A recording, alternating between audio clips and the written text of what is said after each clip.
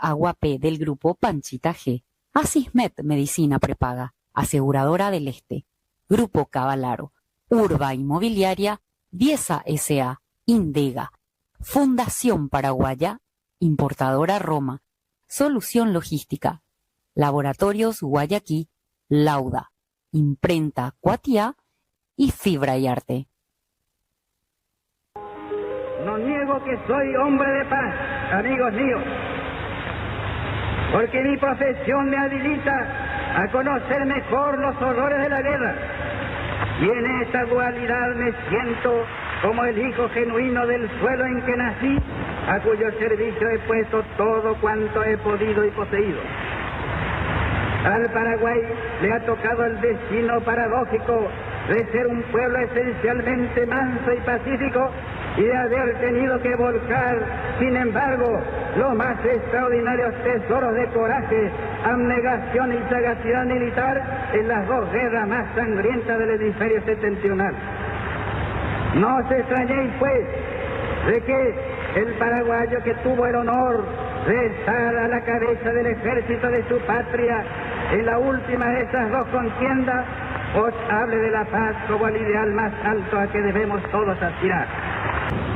Pero debemos aspirar a la paz intrínseca, a ella que se nutre de nuestros deseos más íntimos, no a la paz transaccional y quebradiza de las fórmulas sin vida.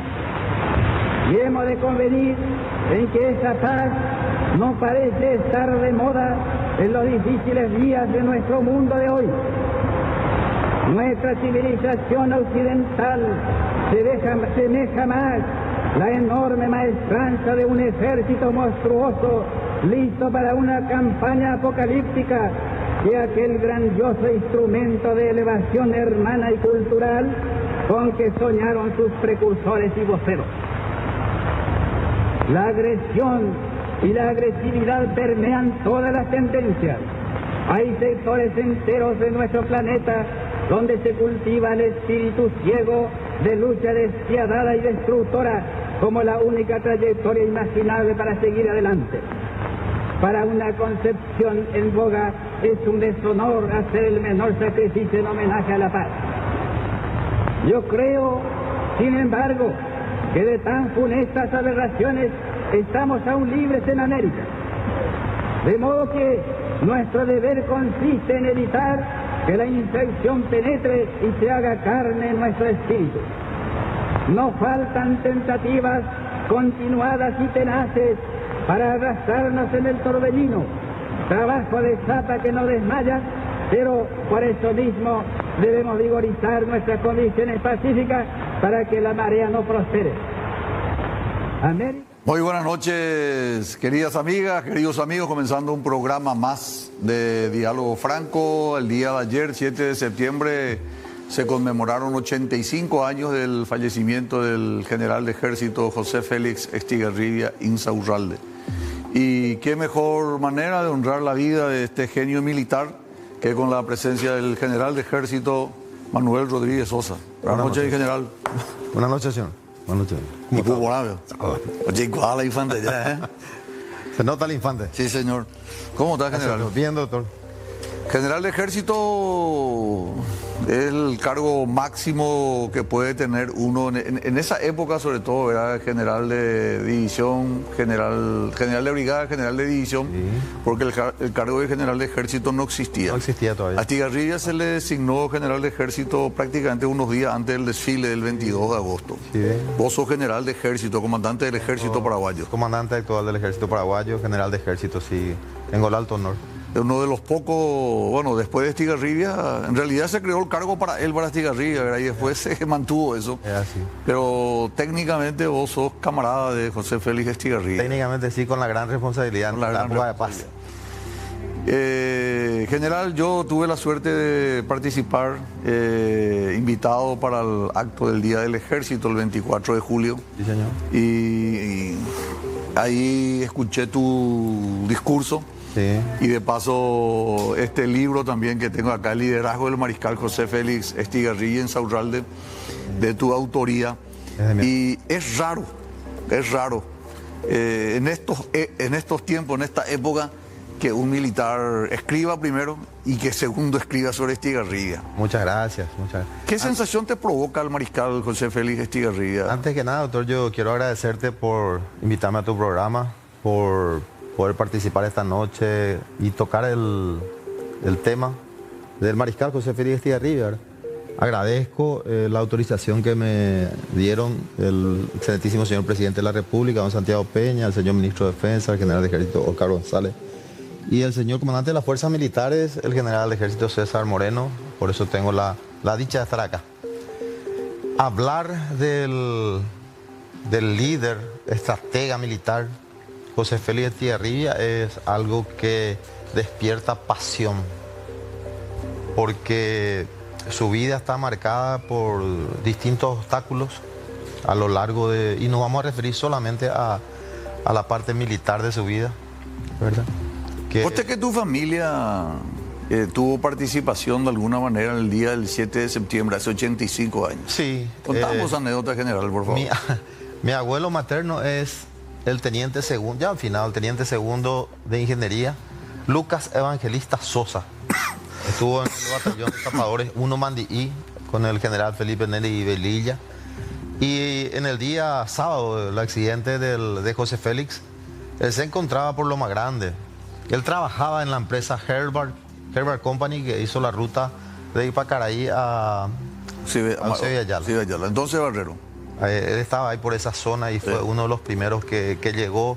Yo recuerdo desde niño que él comentaba, pero en mi niñez yo no comprendía todo eso y qué pena que no se le grabó. ¿Qué te comentaba tu abuelo? Recuerdo que dijo que se le trajo en tren. Eso es lo que recuerdo. Sí. Que se le trajo en tren. Y la casa de su hermana, sería mi tía abuela, queda en Luque. Yo soy de Luque. Y queda en Luque. Entonces él se bajó, porque es el mismo tren que vino ahí del Kendall Club de Patiño. De Patiño.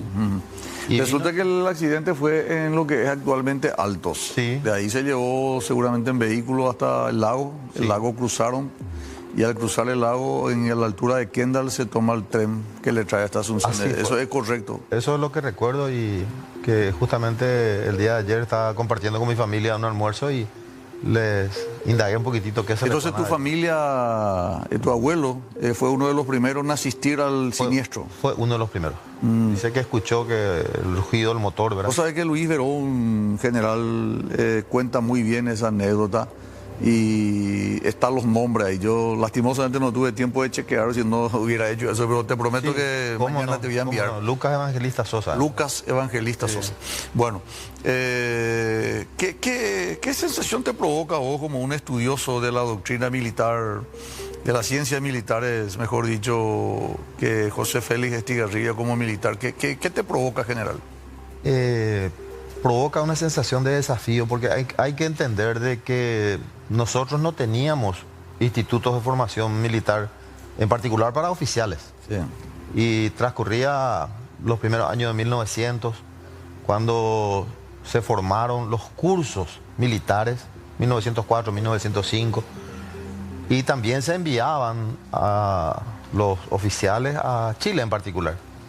Se incorporaban, tal es así que José Félix era agrónomo. Él estudió agronomía, uno de sus mentores fue Moisés Bertoni. Claro. Entonces, él después se incorpora con 23 años.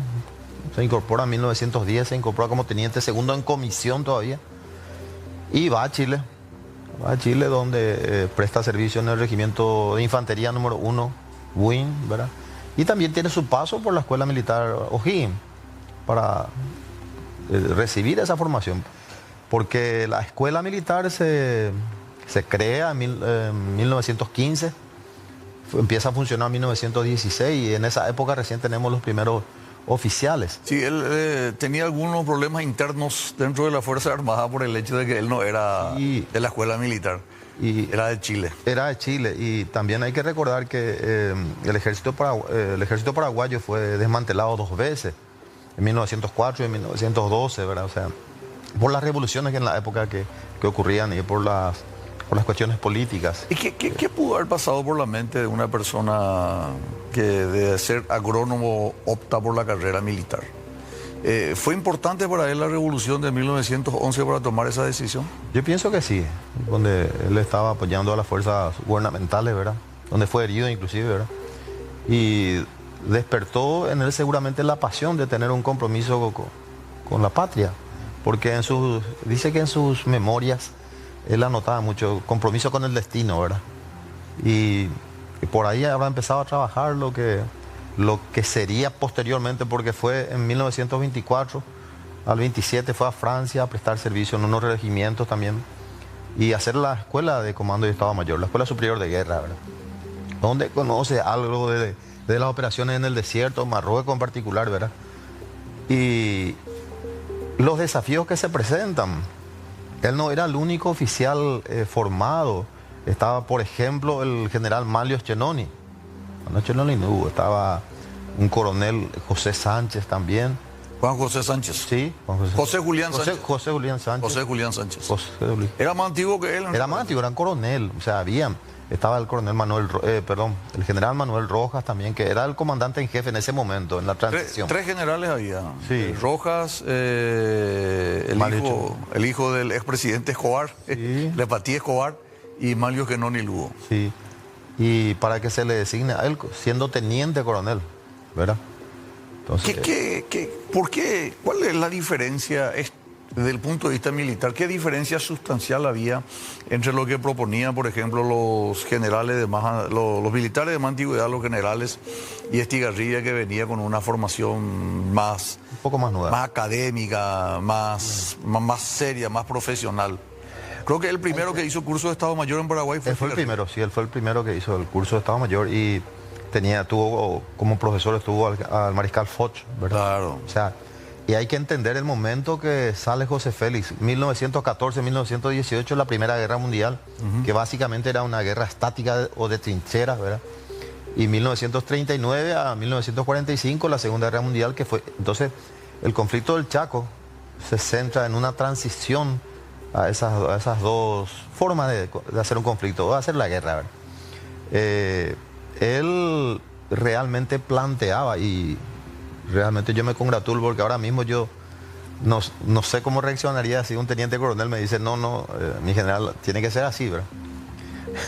Porque el alto mando militar en aquel entonces estaba convencidísimo. O sea, claro, hoy es impensable que un teniente coronel venga y te diga, yo no estoy de acuerdo, general, con eso, ¿verdad? Sí, realmente... Pero lo que se vivía en esa época, hay que entender también, con todo respeto ahora, que cuál era la formación académica militar dentro de las ciencias militares de un general en esa época, ¿verdad? Con todo respeto. Entonces, la formación académica militar que tenía José Félix era muy alta y él comprendía mucho la guerra de movimiento en sí. Porque el alto mando militar... ¿Qué es la guerra de movimiento, general? Sí. Básicamente es tener posiciones defensivas, pero lo mínimo posible. Siempre buscarle al enemigo, buscarle en la guerra de movimientos. O sea, desaparece ese enfrentamiento frontal con trincheras, sí, que se construían y vos te escondías ahí dentro y cuando venía. Terminó eso. Terminó eso. Hay un principio que en táctica es el que ataca, sí, ataca al enemigo, y el que defiende el terreno. Bolivia tenía ese concepto de tomar los puntos geográficos, que me gustaría después, el terreno. Claro, que me gustaría después hablar de Vallivian y lo que ocurrió con el presidente de la Victoria en su momento. Sin embargo, Estigarribia decía, no, hay que salir, hay que hacerle frente al adversario, al enemigo, lo más lejos posible del río Paraguay. ¿Para qué? Para que nosotros podamos aprovechar el propio desierto, el propio árido como obstáculo para detener el avance del enemigo, ¿verdad? Bolivia tenía 4 vías de invasión, ¿verdad? Aprovechando tu mapa, doctor. 4 vías de invasión o direcciones tácticas de actuación que le llama, ¿verdad? Sí. Uno viene al norte, que era de Santa Cruz de la Sierra y a Roboré, Puerto Suárez, más o menos. Otro era hacia Carandaití, Ingavi, y para caer acá en esta zona.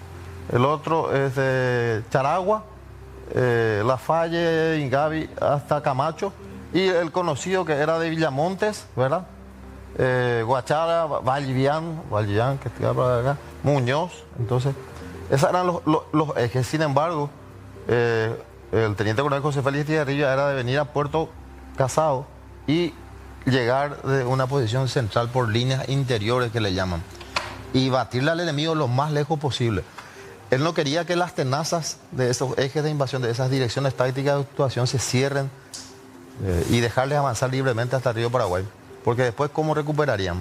Entonces, para que nuestros televidentes que nos están viendo puedan entender, los que proponían los más antiguos, los generales de esa época, era cuidar el río Paraguay. Claro, defender en el corte oriental otra vez del río Paraguay. Y entonces Estigarribia se oponía a eso con un pensamiento, ¿verdad? Y gracias a Dios que, como dije la vez pasada en un discurso, ahí se nota la perfecta simbiosis entre la conducción política y la conducción militar de la guerra. Porque Eusebio ya la tenía una confianza muy alta y también creo que una estima personal al teniente coronel José Félix Estigarribia. Y cuando se puso a prueba, por ejemplo, después de la victoria de Campovía, donde él asciende a general de división, la confianza era plena. La confianza era plena en Estigarribia, porque también seguramente... Sí, una relación era muy armónica. Sí, lo que no ocurría en Bolivia. Ahora, me gustaría, sobre todo en tu condición de militar, repito, comandante del ejército paraguayo, tratar de, aunque parezca anacrónico, ponernos un poco en empatía en ese momento. Estigarribia tenía varios oficiales superiores más antiguos que él. Sí. Y él tenía una visión diferente. Sí. ¿Hasta qué punto un militar, en este caso, puede mantener su principio, su lógica y no entrar en un enfrentamiento con la autoridad política y militar? Sí. ¿Cómo hizo José Félix para persuadirle a sus superiores militares y al presidente civil, Eusebio Ayala? Doctor, aunque usted no crea, la profesión militar es eminentemente deliberativa. Eminentemente deliberativa. ¿En serio? Sí, en el proceso. ¿Hasta qué punto? Hasta el punto que el comando superior toma la determinación. Pero todo el mundo dice lo contrario, el militar es vertical, no es deliberativo. Dice. Sí, pero eso es en el modus vivendi. En la rutina. Sí. En tiempo de guerra es diferente.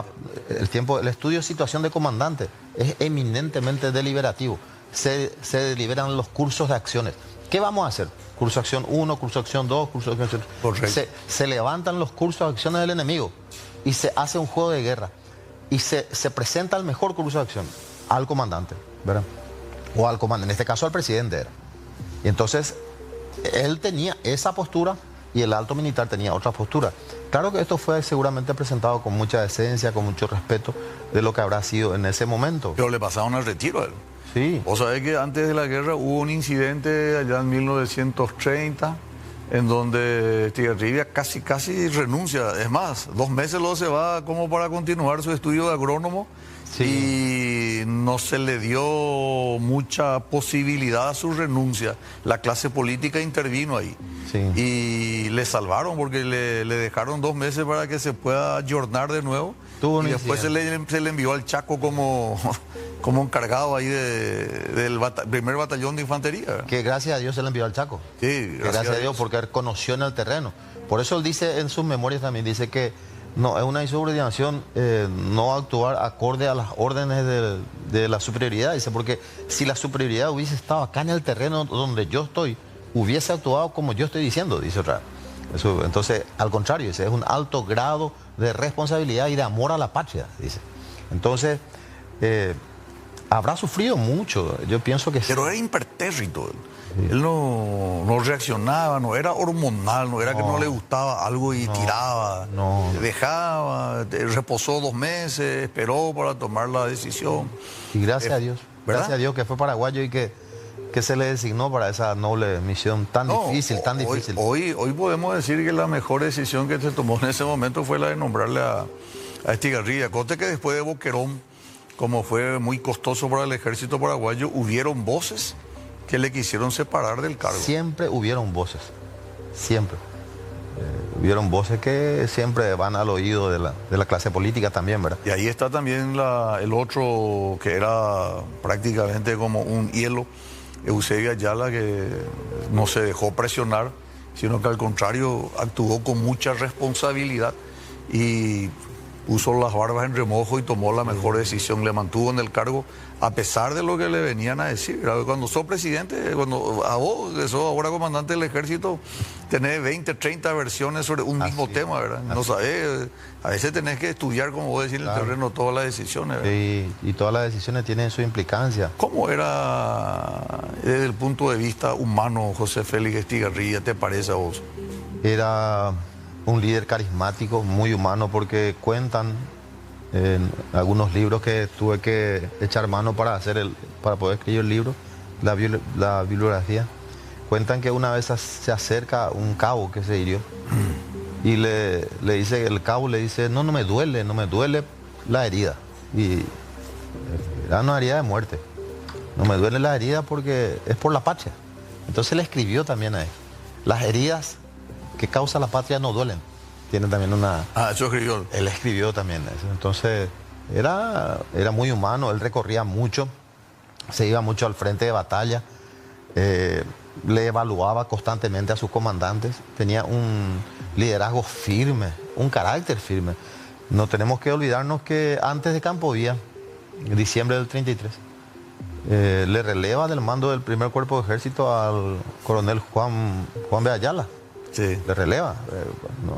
No había forma de dudar. Entonces, vamos a hablar después de eso porque es un tema interesante. ¿Cómo no? Vamos a unos consejos comerciales y regresamos inmediatamente con el general que nos acompaña hoy. El Estado tuvo que tomar alguna decisión también, así que no era muy seguramente conveniente, no era muy favorable, no era de su agrado, pero era necesario tomar decisión. Era muy firme. El liderazgo del mariscal José Félix Estigarribia era muy firme.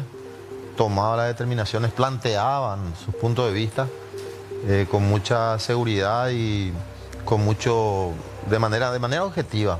Tal es así que cuando algunos enviados de la Liga de las Naciones, algunos militares que vinieron al teatro de operaciones, entre ellos estaba un general francés, Freidenberg, sí. Él le dijo, no, la derrota del ejército boliviano es algo casi matemático.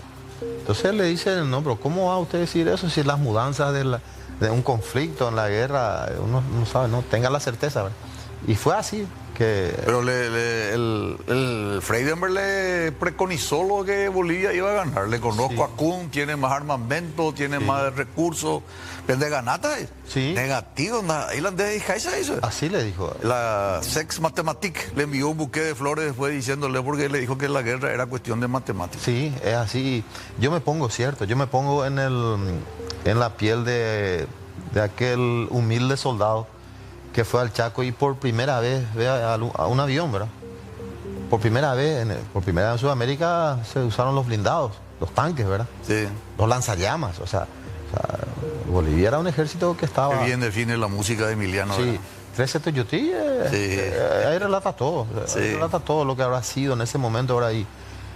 Claro que la bravura del soldado guaraní, porque el pueblo en armas, ese fue el ejército, el pueblo en armas. ¿Cuál fue, general, hoy, repito, con el diario, con el libro bajo el brazo, cuál fue la batalla que resume el genio militar de Estigarribia que más te conmovió, que más te gustó? Que más me gustó. El Carmen era en Dahue, pero antes de hablar del Carmen quiero quedarme en Boquerón. Sí, por favor. En la batalla de los 20 días. Boquerón era necesario, porque el 15 de junio de 1932 los bolivianos toman Carlos Antonio López, Pitiantuta. Y luego había un momento de indecisión, porque el 15 de julio él ordena, como comandante de la primera división de infantería, le ordena la recuperación, la retoma del Fortín Carlos Antonio. 15 de julio de 1932. El 15 de agosto la transición al traspaso del comando... Asume la presidencia de Eusebio Ayala. Asume la presidencia de Eusebio Ayala. Y... El primero fue Rivas Palacios. Sí. Abdón Palacios. Abdón Palacios. Entonces, eso es importante. Ya teníamos un estado de guerra. Entonces necesitábamos... Ya puedo generar un ratito de ¿cómo no? molidez. ¿Cómo no? Discúlpame. No, ¿cómo no? Resulta que tenemos para todos los interesados en historia este obsequio del general, el libro Liderazgo del Mariscal José Félix Estigarribia. Por favor, escriban ahí en el teléfono que aparece en el Zócalo para poder recibir esto. Y también las revistas Revista del Ejército. Paraguayo. Son 4 revistas y un libro, que vamos a sortear al final de este bloque. Por favor, a todos los interesados que puedan llamar al número que Iván está poniendo ahí en la parte del Zócalo. Gracias, perdón, general. Sí, no. Entonces, Boquerón, era necesario tener una victoria que demuestre el espíritu patriótico. Canta la canción Boquerón, ¿verdad? Estamos llegando al 29 de septiembre. Sí, día del Soldado Paraguayo. Victoria de Boquerón y Día del Soldado Paraguayo. San Miguel. San Miguel Arcángel también, sí. Patrono del regimiento, escolta presidencial. Sí, sí. Y de la infantería paraguaya. Y de la infantería paraguaya. Muy bien. Entonces, Boquerón fue una maniobra bien pergeñada por parte del comando. Era una necesidad. Era una necesidad que tengamos. Aparte, Bolivia estaba bien armado también. Sí. Entonces, esa fue lo que marcó el derrotero de una serie de victorias, porque no todo salió tan bien también en el Chaco, ¿verdad? Desde el punto de vista militar, ¿qué impacto tuvo esa victoria inicial, la victoria de Boquerón? La confianza en las propias fuerzas. Y se tuvieron lecciones aprendidas, por ejemplo, los regimientos a caballo que no era conveniente llevar, porque si no había agua para el combatiente tampoco podía haber agua para los caballos, entonces los de la caballería combatieron a pie. También las artillerías, cómo se iban a llevar, la necesidad del agua y básicamente la necesidad de los medios de transporte. O sea, se sacaron esas... Apoyo logístico. El apoyo logístico, como que Bolivia tenía extendido su apoyo logístico, tenía más de 200 kilómetros, sin embargo nosotros no, en Isla Poí, Villa Militar, Boquerón. Estaba cerca. Estaba cerquita del río. Entonces, respondiendo a tu pregunta, doctor, la batalla que resume el sumum de la estrategia del mariscal José Félix Estigarribia es la victoria del Carmen y posterior de Herendahue.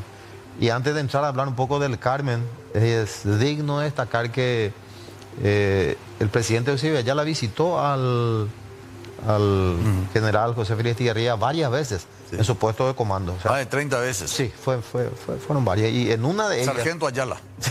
Se iba... ¿Sabes que se iba como un sargento? Como un sargento vestido de tropa. De tropa. Y se fue cuando... En ese interín, el puesto de comando del general José Félix Estigarribia estaba en Camacho. Hoy, Mariscal Estigarribia.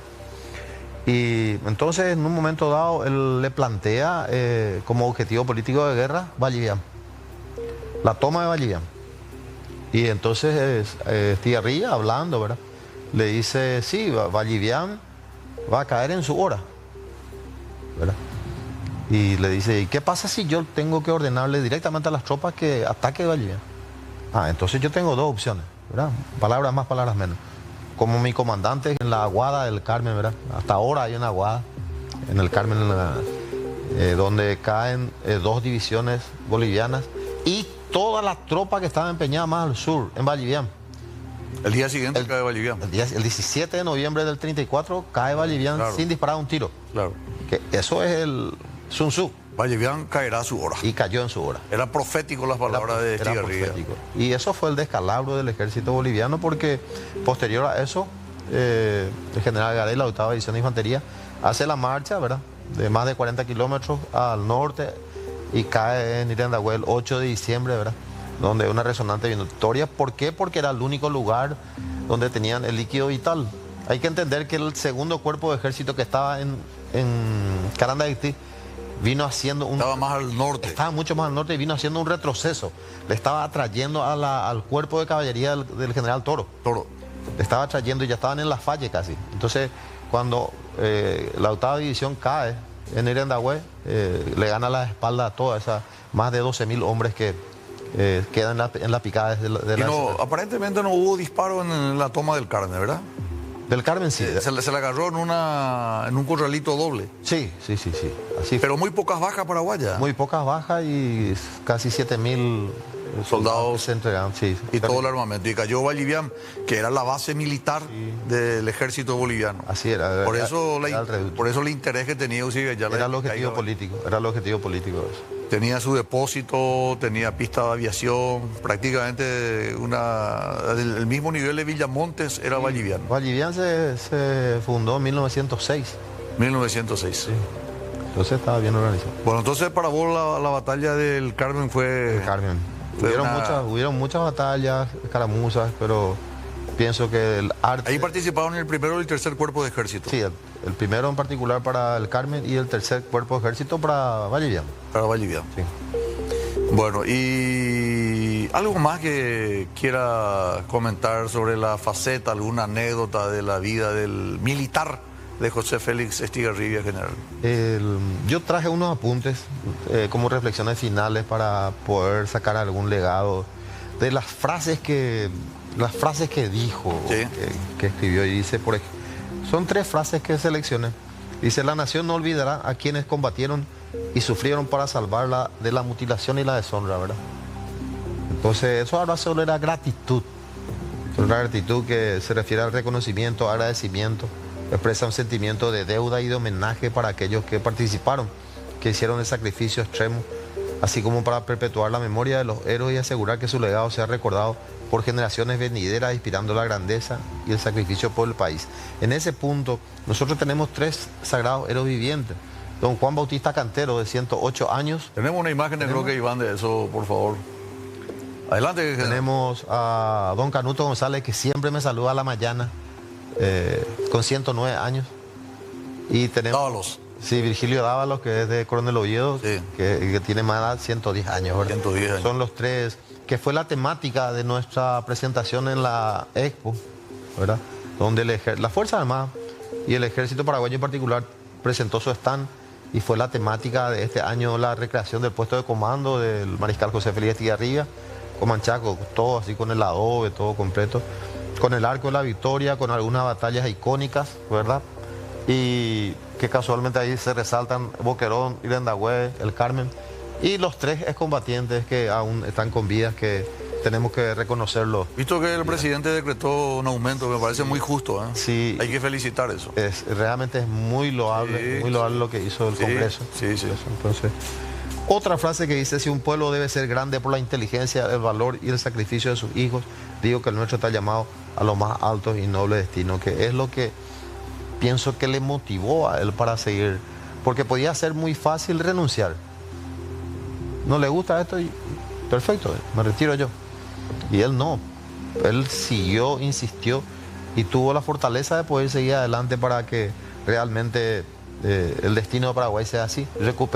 Recuperemos más de 150.000 kilómetros cuadrados. Sí, señor. Y finalmente, Paraguay es un pueblo pacífico obligado a la guerra, que escuchamos en la apertura del programa, del audio. 2 grandes guerras. Sí, entonces dice sobre la guerra del Chaco, que es la tercera frase rescatada de un archivo de audio, subraya la naturaleza pacífica del pueblo paraguayo, aunque se vio forzado a entrar en el conflicto bélico contra Bolivia. General, yo te agradezco, realmente muy, muy lindo, repito, me sorprendió,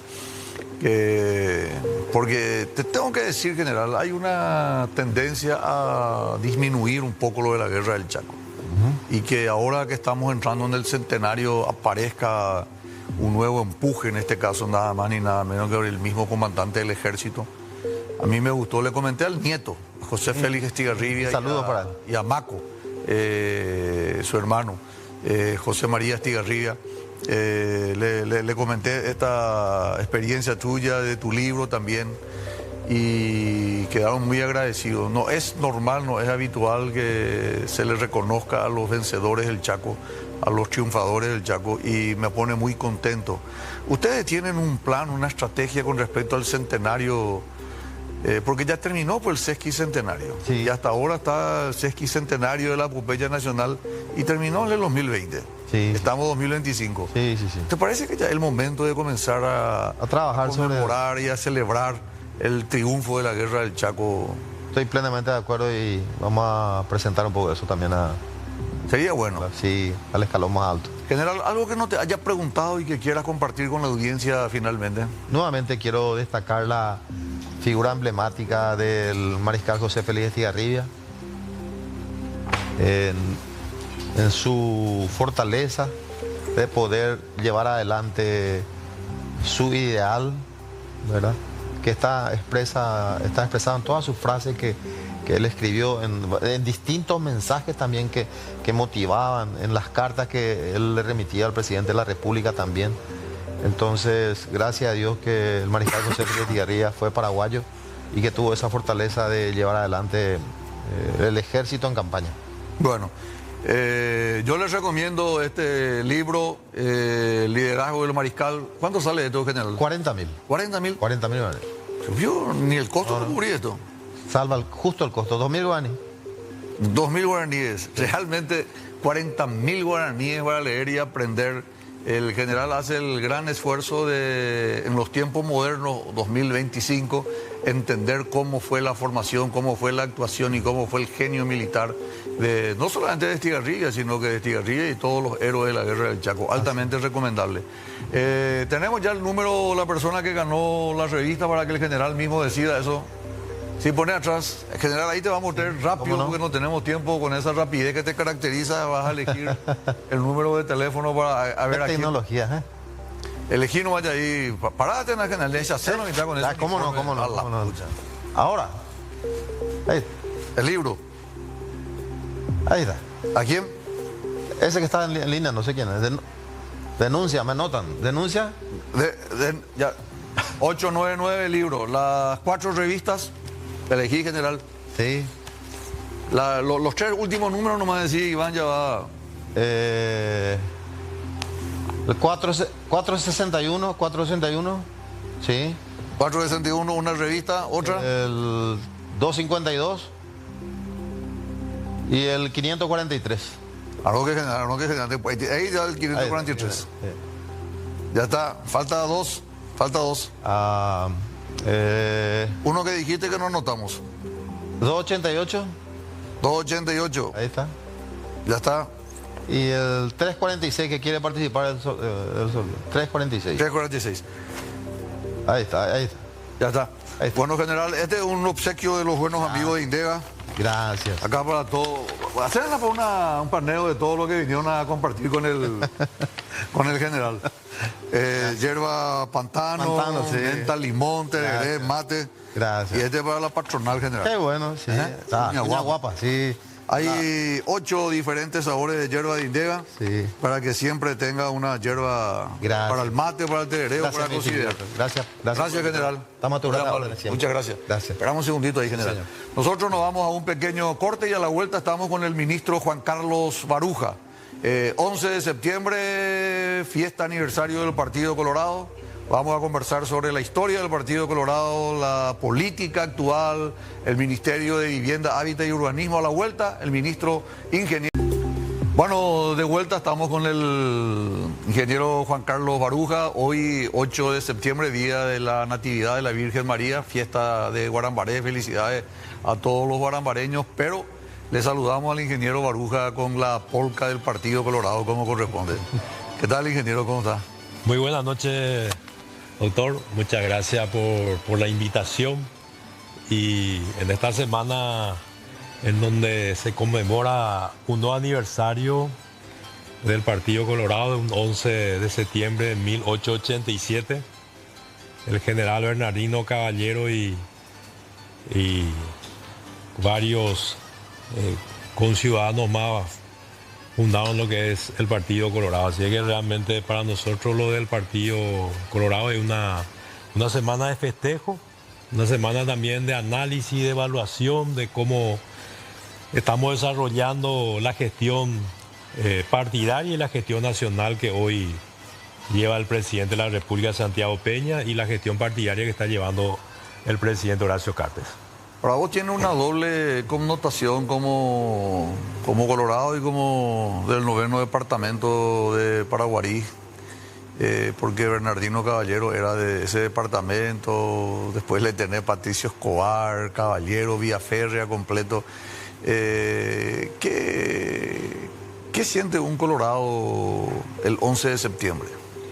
Bueno, como vos estás diciendo, doctor, ¿verdad? El departamento de Paraguarí, más conocido como el Rojo Departamento de Paraguarí, sí, en donde nació el general Bernardino Caballero en la ciudad de Bicuí, y muchos otros connotados correligionarios que han ocupado cargos muy importantes. Es un día de mucha emoción, ¿verdad? Un día de recuerdos, de anécdotas que uno va repasando con los correligionarios. Y creo que en ese sentido algo un poco similar a lo que pasa también a los afiliados del Partido Liberal. Los dos partidos más importantes de la República, y como te comentaba el día de hoy antes de la programación, nosotros creemos en el fortalecimiento de los partidos tradicionales, que es muy necesario e importante para la democracia. Sí. Nosotros también estamos siguiendo muy de cerca los acontecimientos a nivel nacional. Creemos que el Paraguay necesita de partidos políticos fuertes, consolidados, que vayan acercándose a la ciudadanía, y que eso hace a la propia democracia. Entonces, es un día en donde en todas las ciudades de la República los correligionarios se reúnen principalmente alrededor de las seccionales coloradas, y se hacen encuentros, fiestas. Cada ciudad tiene la manera de festejar, ¿verdad? Entonces, te decía, un día muy importante dentro del calendario partidario. Ahora, un 11 de septiembre, bueno, la gente festeja, me parece muy bien, seguramente su polca, el asado, y vos como dirigente lo que tenés que hacer es recorrer y tratar de cubrir en todos tus lugares para cuidar tu gallinero, para cuidar los votos, ¿verdad? Eso está muy bien y hace a los partidos. De hecho, tanto el Partido Liberal, que se fundó primero el 10 de julio, como el Partido Colorado, que se funda después el 11 de septiembre, agosto, septiembre, prácticamente 2 meses después, son los partidos más antiguos, después de los uruguayos, prácticamente en América Latina, y el bipartidismo todavía es muy fuerte acá en el Paraguay. Y decía algo que personalmente a mí me gustó, de proteger y de defender a la clase política y a los partidos políticos para garantizar la democracia. ¿Cómo está el Partido Colorado de frente a sus compromisos, las próximas elecciones municipales? Bueno, doctor, realmente nosotros justamente el día de hoy tuvimos una sesión extraordinaria en la Junta de Gobierno, en donde evaluamos un poco también el nuevo aniversario de nuestro partido, que es el día jueves. Creemos que estamos en un muy buen momento en esta nueva administración partidaria que hoy preside el don Horacio Cartes. Te comento, ¿verdad?, que se han sumado más de 600.000 nuevos afiliados. 600.000. 600.000 nuevos afiliados en estos 2 años y meses de gestión. Y en los últimos 2 meses, justamente el día de hoy, hemos aceptado más de 250.000 nuevos afiliados que se han incorporado al padrón partidario. Estamos en un padrón que ya supera los 3 millones de afiliados. Un partido que hoy tiene una conjunción que como pocas veces ocurrió en la era de transición, de una armonía entre el Poder Ejecutivo y el poder partidario. Es más, hoy, por ejemplo, participaron también en la sesión el presidente de la Cámara de Senadores, el presidente de la Cámara de Diputados, ¿verdad?, que son los representantes legislativos, ¿verdad? Entonces, hoy hay una armonía, un acompañamiento, vuelvo a repetirte, como casi nunca ha ocurrido en esta era de la transición democrática, en donde muchas veces el partido ha sido como un contrapeso un poco al gobierno, y por qué no decirlo, muchas veces hasta en sintonías diferentes, que afectaban la gobernabilidad. Actuando de oposición a veces. A veces actuando mismo de oposición, ¿verdad? Por eso que hemos visto en estos 2 años de gestión del presidente Santiago Peña que el 100% de los proyectos que envió el Poder Ejecutivo han tenido el acompañamiento en ambas cámaras. Y eso es una gran tranquilidad para el presidente de la República. Y bueno, realmente hoy estamos trabajando de manera a encarar lo que viene el próximo mes, el próximo año, en el mes de junio, primeramente las internas municipales, y en el mes de octubre las elecciones generales. Ya los primeros trabajos se están desarrollando. En cada distrito prácticamente los candidatos ya empiezan a trabajar. Y bueno, desde el partido lo que estamos trabajando es para generar las condiciones en tener primeramente unas internas transparentes, unas internas que realmente sean las propuestas las que puedan exponerse ante los correligionarios en primer orden y posteriormente ante toda la ciudadanía de cada distrito, ¿verdad? Porque siempre una interna bien llevada permite la posibilidad de encarar en forma unida las elecciones generales, ¿verdad? Porque tenemos situaciones hasta hoy en donde teniendo inclusive mayorías coloradas en algunos distritos por una interna mal resuelta, tenemos administraciones de otro partido, principalmente del Partido Liberal, ¿verdad? Está bien eso. Ahora, ¿cómo le afectó a usted, al Partido Colorado y a Honor Colorado en particular, la situación que se dio en la ciudad de Asunción? Bueno, yo creo que el Partido Colorado y en particular Honor Colorado, doctor, no solamente en el caso de Asunción, sino otros casos similares, ha tenido la misma línea de conducta. En el sentido siguiente, cada ciudadano, y en este caso cada correligionario, es responsable. Administrador. Es responsable de su gestión, ¿verdad? Si vos revisás un poco lo que ha ocurrido en estos últimos 2 años y años anteriores, se han producido situaciones en donde aquel correligionario que no ha tenido una gestión favorable, no ha tenido el acompañamiento mayoritariamente del movimiento, ¿verdad? Entonces, en ese sentido, si uno compara lo que ocurrió tanto en la Municipalidad de Ciudad del Este como en la Municipalidad de Asunción, la conducta de los afiliados, perdón, de los parlamentarios colorados y principalmente de Honor Colorado fue la misma, ¿verdad? Ante la intervención que ratificó lo que la Contraloría había dictaminado en ambas situaciones, los parlamentarios... Sí, no, yo estoy de acuerdo con eso. Ahora ya está, se intervino. Y la pregunta es cómo le afecta a ustedes desde el punto de vista político. ¿Es un golpe fuerte? ¿Se van a recuperar? ¿Cuál es la...? Y no es la situación ideal. Ojalá que tengamos la posibilidad de recuperarnos básicamente. No es la situación ideal en el sentido que, por ejemplo, a mi criterio, la última derrota que tuvimos en la gobernación de Central fue afectada una administración, a una administración que no fue lo que nosotros mismos esperábamos. Claro, correcto. ¿Verdad? Entonces, hoy el riesgo que tenemos en la capital es uno que se pueda reproducir eso, ¿verdad? Por eso que no es algo que haya sido fácil para nosotros tomar una decisión en el sentido de que ante una evidencia tomar la decisión que se ha tomado. A eso voy, ministro, y me gusta incluso que tenga una mea culpa, que haga una autocrítica, porque realmente es el momento de replantear a ver si es conveniente seguir generando candidatos, diríamos, extra partido.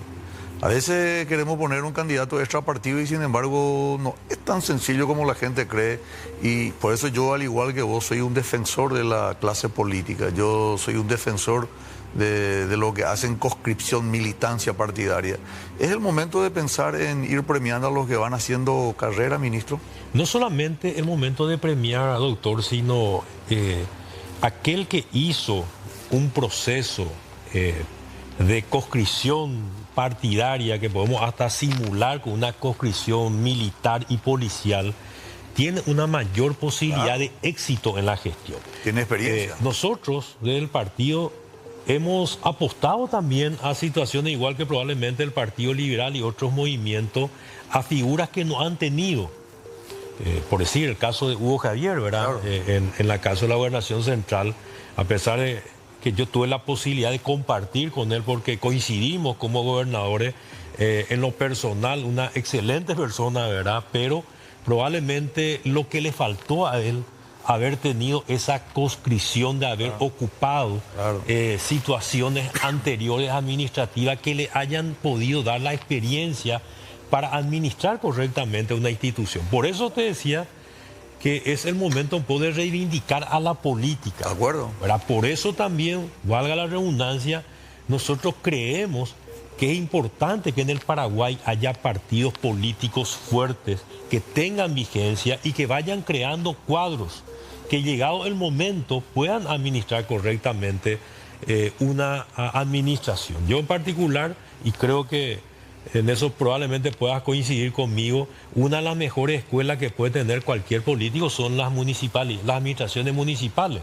Porque el intendente, y a mí me ocupo también de haber sido intendente en este caso de mi comunidad, es el que tiene menos recursos básicamente, pero el que tiene la mayor cantidad de los problemas. Está ahí el problema. Pepe o la área aprende paité, la área aprende mía.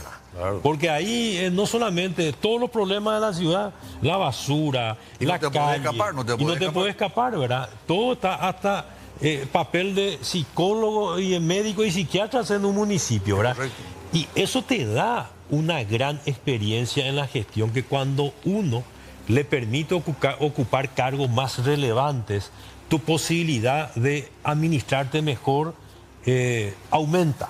En contrapartida, y bueno, yo te puedo poner el caso nuestro de Hugo Javier, el caso, por ejemplo, también de la capital, el caso de Mario Ferreiro, por ejemplo, También. que a mí me parece una excelente persona, pero probablemente él se vio afectado a ocupar un cargo del cual no estaba preparado para Correcto. administrar. De acuerdo. Porque una cosa es ser periodista, hacer comentarios de opinión, Totalmente diferente. y otra cosa es administrar una comunidad. Entonces, por eso nosotros creemos y reivindicamos que los partidos políticos tenemos que ir adaptándonos a los nuevos tiempos. En ese sentido, el partido hoy, si uno sigue la gestión del Partido Colorado bajo la administración de don Horacio Cartes, las seccionales Colorado hoy ya no se convierten solamente en maquinarias electorales, son centros de capacitación, son centros de educación, y formación de cuadros, ¿verdad? Estamos de vuelta apuntando a la formación de cuadros, a la capacitación permanente de la dirigencia de manera a estar preparado para enfrentar los nuevos retos. Juan Carlos Baruja, concejal, intendente. Yo fui y presidente seccional. No, Arona, electivo. Concejal, intendente. Intendente. Intendente. Intendente, gobernador, diputado, Senador. senador, Sí. Ministro. Ministro. Y ahora se comenta, a la vuelta del corte, no me vaya a spoilear, Sí. se comenta candidato a vicepresidente. Ella vos vaite. Allá voy. Es floreada y allá. Sí. Tengo para tu equipo y nada que te voy. Y aproveché ya te iba a regalar ahora para ganar tiempo. Este es un set completo de Indega Muchísimas para compartir con la familia. Muchas gracias, muchas gracias. Regalo de los buenos amigos de Indega.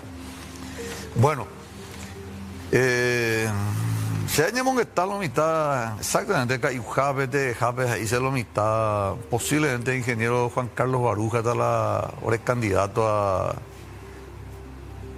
vicepresidente de la República. ¿Hay algo de eso, ingeniero? Bueno, doctor, nosotros dentro de nuestro proyecto político, lo que hoy está claro es que nuestro candidato a presidente es el actual vicepresidente de la República, Pedro Aliana, que como estuvimos hablando minutos atrás también ha tenido la posibilidad de pasar por varios cargos importantes, fue gobernador de su departamento, fue varias veces diputado nacional, presidente de la Cámara de Diputados, presidente del Partido Colorado, hoy vicepresidente de la República, y a nuestro criterio reúne todas las condiciones para ser el próximo presidente de la República y dar continuidad a los proyectos de gobierno que estamos llevando adelante, ¿verdad? A partir de ahí para abajo, La vice.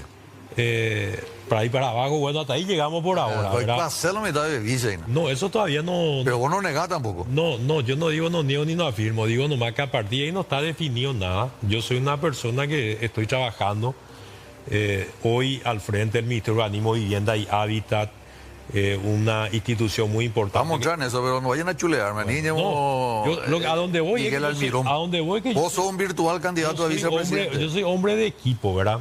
Si el equipo determina que yo tenga que ser candidato a vicepresidente o a senador o lo que sea, como parte de un proyecto político, y como siempre lo fui, voy a acompañar lo que el equipo determine. Eso un poco te da la respuesta, ¿verdad? Entonces, no solamente... Este es un diálogo franco acá. Sí. Entre nosotros, ya te cueste, Sí. en privado. Sí.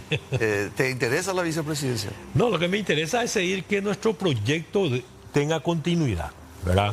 Y la posibilidad de ser parte de un proyecto en donde yo pueda seguir aportando probablemente todo mi bagaje de experiencia y conocimiento que he adquirido en los diferentes lugares que me cupo actuar, ¿verdad? Como hablamos ya inclusive en la pausa, es muy importante la experiencia de haber ocupado espacios, Claro. porque eso te da la posibilidad de tener una mayor capacidad de análisis y resolución. Entonces, si voy a ser útil en ese lugar para el equipo y pueda contribuir primeramente para el éxito electoral y posteriormente para la gestión, bueno, estamos ahí a lo que el equipo decida, ¿verdad? Bueno, no querés decir, yo tampoco te voy a obligar, ¿verdad? Entonces, pero yo ya escuché que tu nombre es el que suena más fuerte. Hay otros precandidatos, pero tu nombre es el que va adelante. Ingeniero Juan Carlos Baruja, de todos modos, para poder ser vicepresidente de la República tenés que mostrarte, tenés que exhibirte. Y vos estás en estos momentos en un escaparate, en una vidriera que se llama Ministerio de Vivienda, Urbanismo, Hábitat. Y está con el tema de construcción de casas, te está mostrando, y seguramente de acuerdo a cómo te va en tu gestión, eso también va a ser un trampolín para tu proyección política. ¿Cómo está el Ministerio de Vivienda, Hábitat y Urbanismo? Realmente estamos muy bien, doctor, ¿verdad? Vos que tuviste la posibilidad de ser parte de un poder ejecutivo, de encabezar el poder ejecutivo, a pesar de haber tenido un periodo breve, pero con mucha experiencia también, habiendo pasado cargos muy importantes. La vivienda es uno de los temas más trascendentales en una familia y por sobre todo entre los paraguayos. Hay estudios que determinan el sentido de pertenencia o de deseo de tener una vivienda, es uno de los más fuertes en el paraguayo. Y en ese sentido yo recuerdo lo que una vez mi papá me dijo: será, a los 40 años de descubrir de Rogaranio prácticamente eres fracasada en la vida, ¿verdad? Esa es una concepción que existe principalmente muy fuerte en el interior, en donde lo primero que uno tiene que Es correcto. procurar tener es tener su propia vivienda, y tiene coherencia porque es el lugar donde uno desarrolla su familia, donde va a poder compartir su día a día, ¿verdad? Entonces, en ese sentido, de hecho también está en la propia Constitución, ¿verdad? En el artículo 100 de nuestra Constitución dice que todos los paraguayos tenemos derecho a tener una vivienda digna y que el Estado va a trabajar de manera a que eso se pueda concretar, palabra más, palabra menos, ¿verdad? ¿Está bien? Entonces, en ese sentido, nosotros en estos primeros 2 años de gestión, el gobierno ha apostado muy fuertemente a eso. Hemos dado inicio a más de 38.000 soluciones habitacionales en estos primeros 2 años, que ya iguala y supera lo que se hizo en 5 años anteriores, que fueron de 35.000 viviendas gestionadas, ¿verdad? De los cuales hasta el momento estamos llegando a 24.000 viviendas entregadas. Estos números representan lo que hace el gobierno en todas las instituciones vinculadas a la vivienda, en donde está principalmente el Ministerio de Urbanismo, Vivienda y Hábitat, principalmente con las viviendas sociales para los sectores más desfavorables, y también a eso hay que sumarle las viviendas que se generan a partir de los créditos en el Banco Nacional de Fomento, en la Agencia Financiera de Desarrollo, y ahora también lo que es nuestro programa Xerogaporá, que es una de las apuestas más fuertes del gobierno del presidente Santiago Peña, que apunta a una clase media emergente y en expansión, teniendo en cuenta que 20 años atrás nuestro nivel de pobreza era el 50%.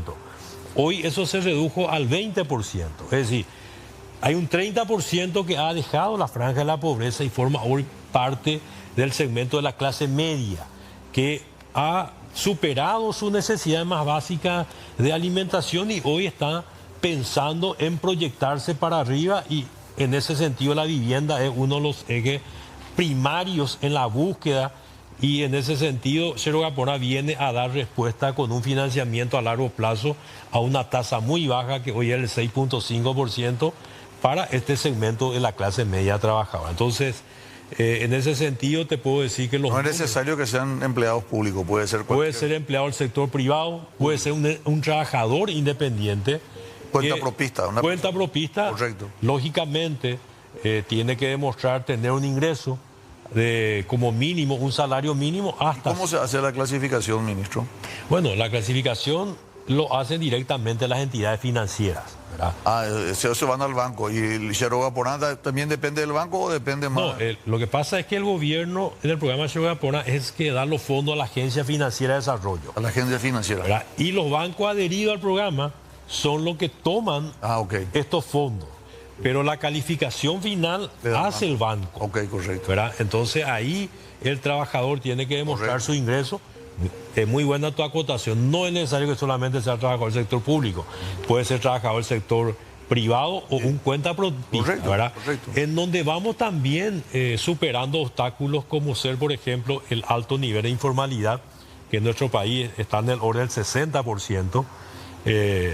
Y bueno, pero hemos visto también que en estos 2 años, hay más de 80.000 personas que se están sumando, por ejemplo, al Instituto de Previsión Social. Es decir, hay una conciencia de la gente de ir formalizándose Para tener esto. para tener la posibilidad de acceder a estos Es beneficios. un gancho, ¿está Es bien? un gancho, realmente esa es la Con eso palabra. disminuye también el número de gente que deja de pagar, ¿verdad? O sea, tu morosidad se reduce a la mínima expresión, me imagino. Está demostrado que aquellos que adquieren préstamo en la vivienda es el que tiene la más baja morosidad. Eso es muy bueno. Mira, inclusive las empresas desarrolladoras que han tenido la experiencia de financiar por sí mismos, ellos te expresan que el paraguayo lo primero que hace es pagar la cuota de su casa. Qué bueno. Va a dejar de pagar otras cuentas, pero paga la cuota de su casa. Entonces, esta es una política pública que da la posibilidad de mejorar las condiciones de vida. Y otra decisión muy importante que se tomó en este gobierno, doctor, y yo creo que vos vas a coincidir porque tuviste la posibilidad, vuelvo a repetirlo, es que el 100% de los materiales utilizados en la construcción de las viviendas sociales son con materiales cerámicos paraguayos para dar oportunidad a nuestros oleros, a nuestros ceramistas. Excelente. ¿Verdad? Porque existen muchas, Así tiene que ser. Porque existen muchas hoy tecnologías de viviendas prefabricadas que a diario y permanentemente se acercan inclusive a la institución ofreciendo este tipo de soluciones, pero que Vamos para apoyo, vean la mitad. ya uno mismo hay trabajo la ña de Sí, gente sí, fuera, claro. porque ella ya pone la ña, o sea que, doctor, 40% de todos los ladrillos, teja y tejuelones que hoy se produce, principalmente en Cordillera, hoy compra el Estado a través de las viviendas sociales. Imagínate si nosotros tomásemos una decisión de dejar de lado las viviendas con materiales cerámicos, ¿cuántas familias dejarían de tener ingreso, verdad? Porque no van a vender ya Tobatí, su sobre todo, ladrillo. Tobatí. Tobatí prácticamente se va a convertir en una ciudad fantasma, ¿verdad? Totalmente. Entonces, aparte que damos vivienda, estamos generando empleo teniendo en cuenta que la construcción de vivienda es uno de los mayores dinamizadores en cuanto a generación de empleo. Totalmente de acuerdo, me parece bien, pues ahí trabajan todos, trabaja la familia, después trabaja el carpintero, trabajan los albañiles, plomeros, todo. Ahora, la pregunta es, de esas 38.000 viviendas que tenían ustedes programado, están entregando 24.000, quedan 14.000. Tu tope, tu techo, en los 5 años de ministerio. Bueno, el gobierno, el presidente se puso una meta bastante ambiciosa de intentar llegar a 100.000 viviendas en 5 años, ¿verdad? Fíjate que 35.000 se hizo en el periodo pasado. Esto implica prácticamente el triple de lo que se hizo en el periodo anterior. Hoy nuestros números están en 2 años en 38.000, es decir que estamos ahí muy cerca de lo que es el objetivo. Si uno hace el promedio, estamos en 19.000 por año. Entonces, creemos que estamos por el camino correcto. Hay posibilidad de lograr esa meta. Siempre la limitación un poco es el tema presupuestario. ¿Te recortaron un poco esto? No es que recortaron, solamente que vamos a fondearnos adicionalmente por Itaipú para llegar a los mismos números, por un tema de la convergencia del déficit fiscal, ¿verdad? Entonces, se redujo en el presupuesto general, pero por otro lado Te van a cubrir. me van a cubrir con fondos Itaipú, ¿verdad? Entonces, Correcto. en ese sentido no va a haber cambio para la institución. Y bueno, estamos haciendo vivienda prácticamente en todos los departamentos de la República. Por ejemplo, alguien de Central, ¿dónde están trabajando en Central? Bueno, en Central, por ejemplo, tenemos un distrito muy importante, caso Luque, Ipané, Villeta, Guarambaré, Itagua, Capiatá, se están en varios lugares. En Limpio, por ejemplo, estamos muy frecuentemente con tu correligionario Octaciano, ¿verdad? Visto que se solidarizó con Maduro. Pero bueno, realmente estamos haciendo prácticamente en todo el país. En todo el país. Y, por ejemplo, doña Juana o María o Pedro, Jorge, que nos está viendo ahora, acá los compañeros del canal que están preguntando ya, ellos quieren acceder a esta vivienda propia. ¿Cómo tienen que hacer? Bueno, tenemos nuestra página del Ministerio de Urbanismo, Vivienda y Hábitat. También tenemos los números telefónicos en donde el ciudadano puede llamar y informarse de los diferentes programas que tiene la institución y de acuerdo a sus posibilidades, de acuerdo a sus ingresos, ¿verdad? Porque estamos apuntando a todos los sectores socioeconómicos y todo depende del nivel de ingreso a ver cuál es el programa adecuado de acuerdo a su realidad. Para cada sector, un sector más alto, sector medio, sector bajo, ahí. Y me imagino que el que tiene menos posibilidades también tiene más apoyo. Así mismo, aquellas familias que casi no tienen ingresos tiene un nivel del subsidio de hasta el 95%. En la medida... 95% se les subsidia. Así mismo, es prácticamente un regalo.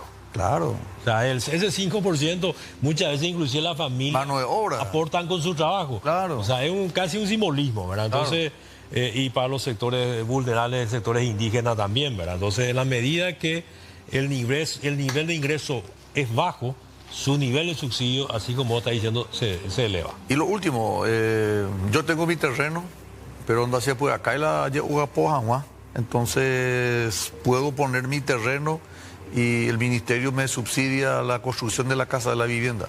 Y todo depende del nivel de ingreso, ¿verdad? Entonces, si tenés un nivel de ingreso por debajo de un salario mínimo, tener esa posibilidad. No, pero vamos a suponer, trabaja el señor, los dos trabajamos, mi señor y yo.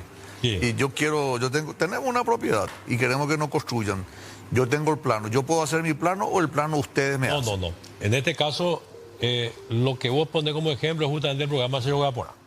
Vos ya tenés tu plano, tenés tu propio profesional, tenés tu presupuesto y supongamos que... ¿también el profesional? Sí, vos elegís tu profesional. O sea, no es más que el ministerio me impone. No. El ciudadano elige... Eso es un avance importante. El ciudadano elige el profesional de su confianza.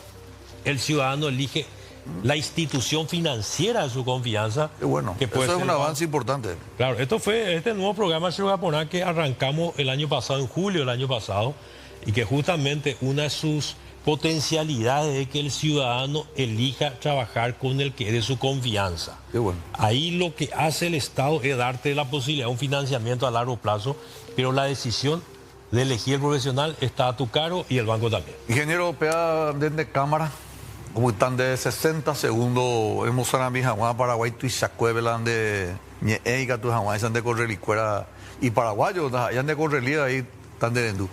No, primeramente, doctor Federico Franco, agradecerte la invitación. La verdad que tengo la suerte de tener tu amistad de hace muchísimos años. Recordamos en la pausa, habíamos compartido en el año 2011, en el Bicentenario de la República del Paraguay, cuando yo era intendente de la ciudad de Paraguarí. ¿Cierto? En ese momento, como vicepresidente de la República, había estado presente y habíamos ya compartido. Fuimos a hacer una puesta en valor en el Cerro Porteño. Y que avanzó, ese proceso avanzó. Sí, señor. Y bueno, creo que esta tolerancia de poder dialogar, a pesar de ser de partidos diferentes, es lo que tenemos que seguir construyendo en la República del Paraguay.